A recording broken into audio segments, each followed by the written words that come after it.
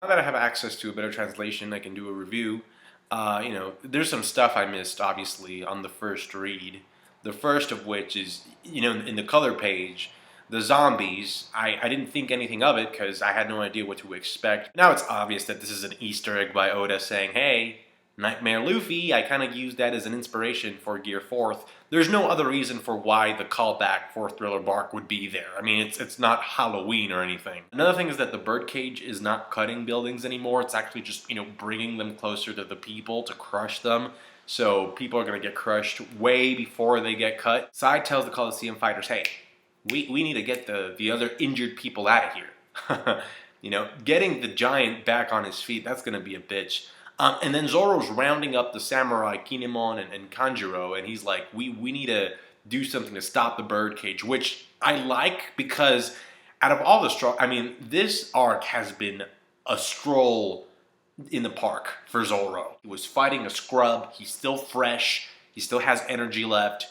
It's good that he's doing something else. We see Cavendish and Law, which obviously means that Kiros, Rebecca, Robin, Leo, and Manchuri and Bartolomeo, they split. They're no longer there. And, two things I noticed or I liked from this scene. Number one is, I actually read this from one of the comments you guys left in the live reaction. Somebody said that, Law actually went to the trouble of saying, hey, I want to stay here. I want to watch this fight. I want to see what goes down. But Luffy actually changes the location of the fight almost immediately after he punches Doflamingo. So now he can't see shit unless Cavendish carries them over to the edge so they can peer down and be like, oh, you see them? Second thing is some major foreshadowing by Cavendish of the events that are going to happen after Dressrosa. He tells Law, hey, if you defeat Doflamingo, that's basically the first domino that needs to drop in order for chaos to ensue all over the New World. And it's not just Kaido. I mean, it is Kaido, but it's also because Dressrosa is basically a base for a lot of the black market exports that are going around all over the New World. So if they fuck this up, Luffy is basically fucking up the supplier of the drugs. The One Piece world cartels are not going to like that. But now let's get into Gear 4th. So I was actually surprised to see a lot of comments saying that they didn't like the way that it looked. I'm like, really?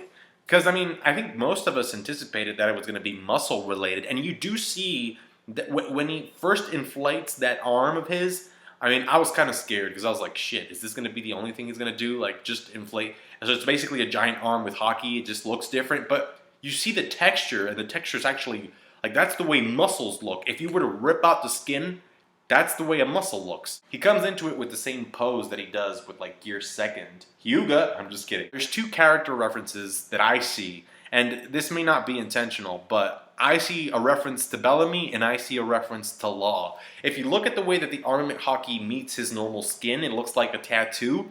If you remember, Law has a heart-shaped tattoo. He has some tattoos on his chest, so it kind of looks like the arms, the way they meet with Luffy's normal skin is actually creating the illusion that it's like a heart tattoo or something.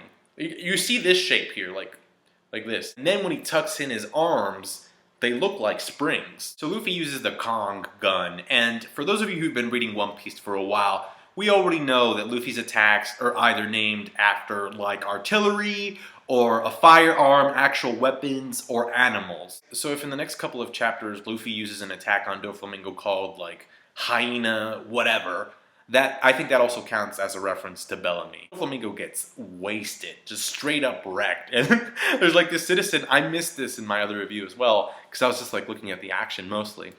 But there's a citizen that says what are you doing here?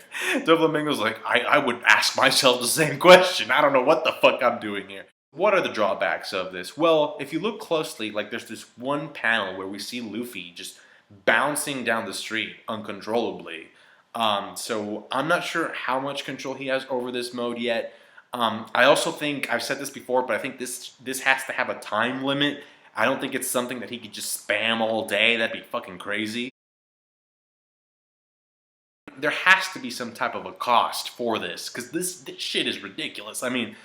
It can retain the properties of elasticity, okay, but it's also really hard because it's imbued with hockey.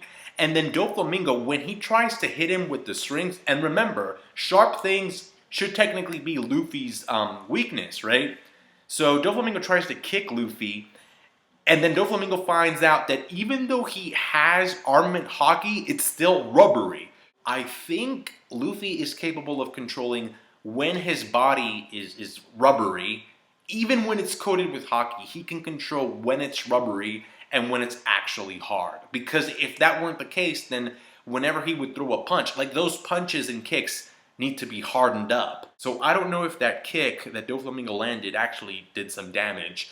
It doesn't look like it, but I just don't know. Remember, there's no chapter next week. Tough luck. But yeah, I mean, I thought this chapter was really good. If you didn't like the mode, please explain down below why. If you think it looks too silly, just remember, like, it is One Piece, and, you know, for the most part, not always, but, you know, because there's some very deep and emotional things here. But Oda likes to add, like, a hint of comedic effect. If you have any predictions for Gear 5th, personally, I think the design fits Luffy's personality and combat style perfectly, but that's just me.